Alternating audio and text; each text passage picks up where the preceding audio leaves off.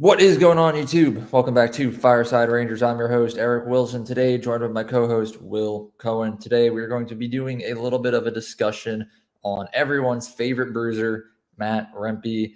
He came into the league immediately. Everyone loves him. He's throwing fists, he's beating people up, and he's playing some good old time hockey. And everyone who doesn't love Matt Rempe, except for fans of the teams that he's just gone and attacked their players.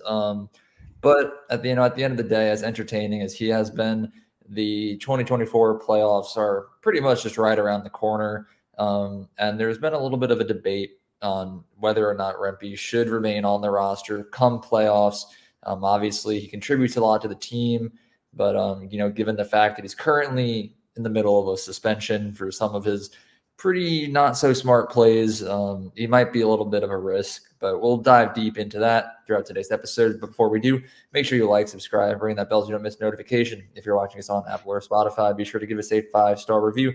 Leave your thoughts on your opinion down in the comment section below.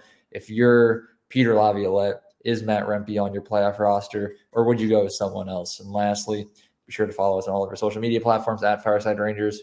Before we really get into it, Will, how are you doing today, my friend?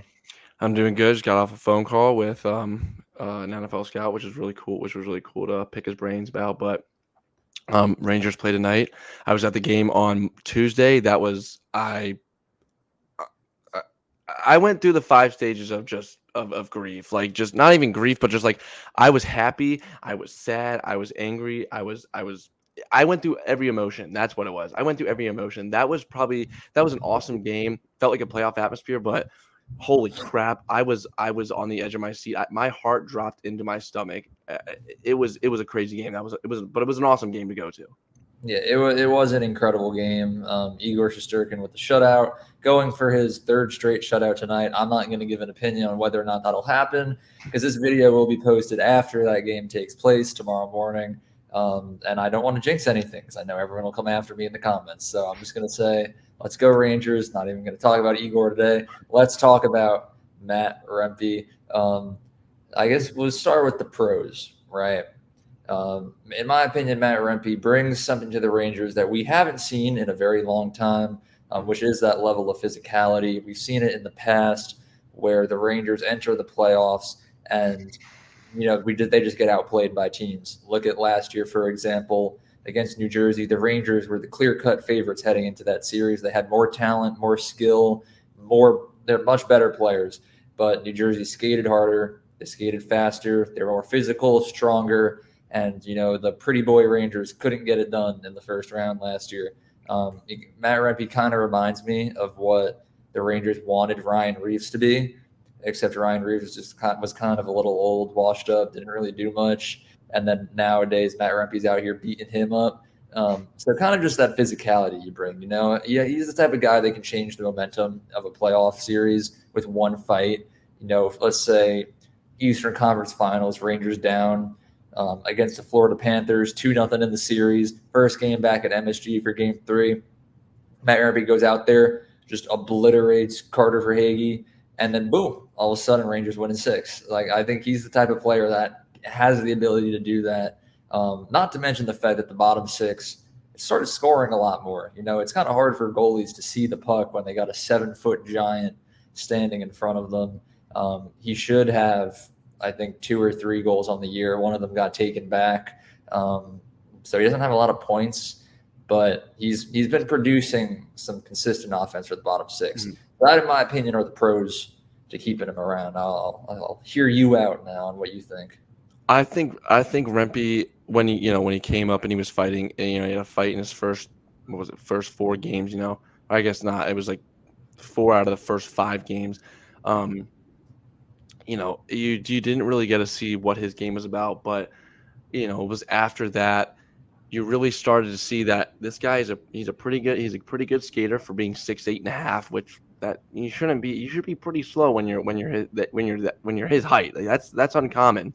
Um, he plays pretty defensively sound. Obviously, like we said before, his hits are going to change a playoff series, but he also provide that fourth line. He's 6'8.5".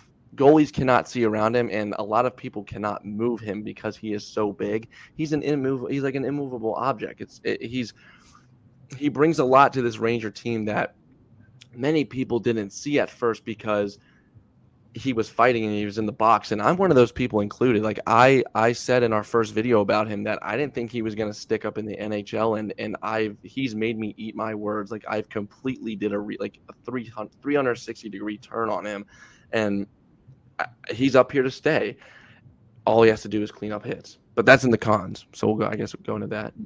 We'll transition to that right away. I think there's really only two cons to not keeping him around. One is the fact that he's too young and has no playoff experience. The kid's only 21. Mm-hmm. He has like 10 NHL games under his like belt. 10, 11 NHL games. Something like that. So, he's never played in the playoffs like a lot of the guys here. And the other major one is that he might just be too much of a risk penalty-wise. As much as we love it when he goes out there and he just starts beating people up, just keep in mind every time he does that, he's taking a 5-minute penalty.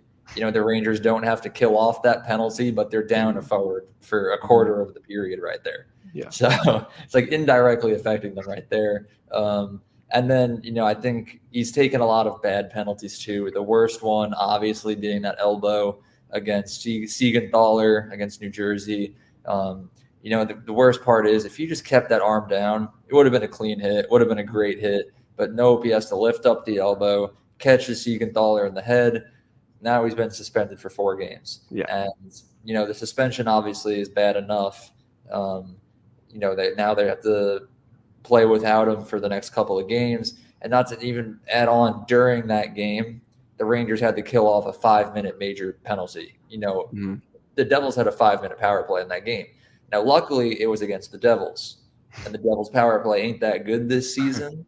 So it really didn't matter. But, imagine Game 7 of the Stanley Cup Finals, and all of a sudden the Rangers have to kill off a 5-minute power play against the Vegas Golden Knights. Like I don't know. It would pretty much ruin the Rangers right there. Yeah. So I don't know. Hopefully this suspension is kind of like an eye opener for Rempe, and he kind of realizes that he's not just Godzilla and he can't just knock down buildings whenever he wants. But that's my take on some of the cons there. And then after you give your take, we'll give our final verdicts on what Peter Laviolette, when he was, asked about, I think it was Tuesday when he was asked about the hit from Monday, he basically said, he didn't directly say it, but I kind of got this feeling that he was basically saying, this is going to be good for him, that it'll help teach him what he can and can't do in this league. And I don't know, nobody knows if it was intentional or not. I know he chicken winged. Maybe it was intentional. Maybe, something like that. Maybe he was trying to brace himself in the boards, but either way, he did chicken wing and it caught Siegenthaler up in the face and up in the head, and now he has a concussion. So I think the suspension will help teach him what he can and can't do in this league, because I think the Department of Player Safety is basically saying this is like, we're using him as an example because there's not a lot of times where they hand out 4-game suspensions. And he's an example for that. So I think they'll start doing that, 1. But 2, if you remember the last time they played the Devils, he hit Nate Bashin up high, hit him in the head, which was kind of just an awkward hit. But after that, he didn't want to fight.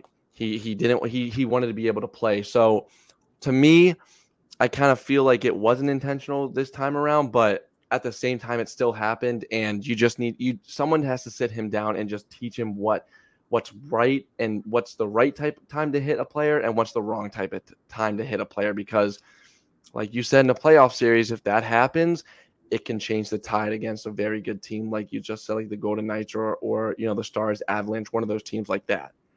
Yeah. And, you're right. And even outside of just winning and strategy and everything, it's a dangerous play.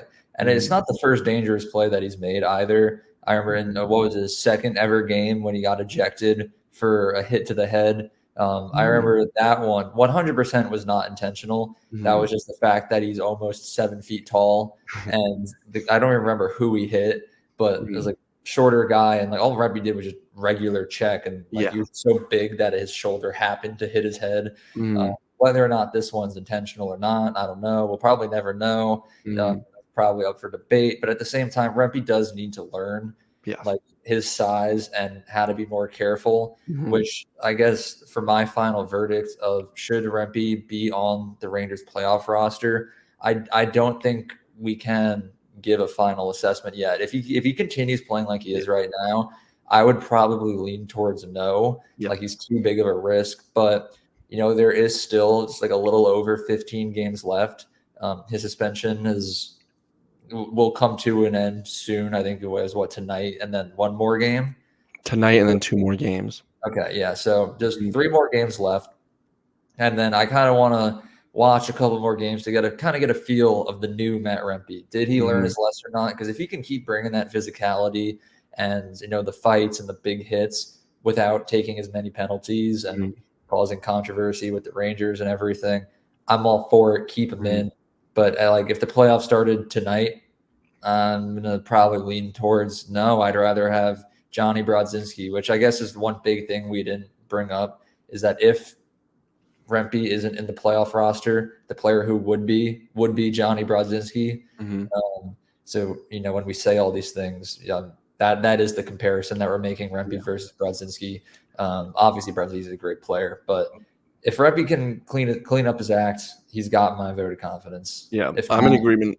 yeah. I'm in agreement with you. I think right now it's too early because he was playing clean after that hit he had on Bastion. He was playing a clean game. He was playing a clean style of hockey, and then obviously that hit to Siegenthaler. I think that is kind of like the first time where one of his hits were very like that was a dirty hit, like that he did chicken wing him, lifted his elbow and everything. So I'd like to see how he comes back after the suspension. I hopefully he learns his lesson and someone sits him down and say, hey, this is what you can and can't do when you're hitting players in the NHL. This is the right time. This is the wrong time to hit players in this league. But I think if it was today, I'd lean no. But I would like to see him. Before the hit, that when we played the Blues, I said that I thought he was going to be on the playoff roster, and after the hit, like you said, and like I just said, I think it's a maybe from me. I just want to see what he does the last 11 games, however many games left in the season. Yeah, I have hope. He's already started to clean up his game a bit. When he Mhm. first joined the Rangers, he was just getting into fist fights every chance that he could. Yeah. Our fans and the Rangers were kind of like, all right, like slow down, buddy. And he Yeah. has slowed down. There were a couple moments in that game against New Jersey where he was chirped a little bit. Players wanted to fight him, and he said no. I'm pretty sure he did eventually end up fighting anyway. But Mhm. he said no for like a period or two. Mhm. Progress, in my opinion. So hopefully this suspension will open his eyes, and Mhm. hopefully we'll see him bruising people all throughout the Stanley Cup playoffs coming up in just a few weeks. But that about wraps up this discussion. The Rangers do play in about 15 minutes at the time of this recording. So go Rangers against those Lightning tonight. But thank you to everyone for watching. Please be sure to tell us how you're feeling about this discussion down in the comment section below. Really curious to see where the fan base is at right now. But other than that, make sure you like, subscribe, ring that bell so you don't miss notification, and be sure to follow us on all of our social media platforms at Fireside Rangers. Have a good one. And once again, Let's let's go go. Rangers.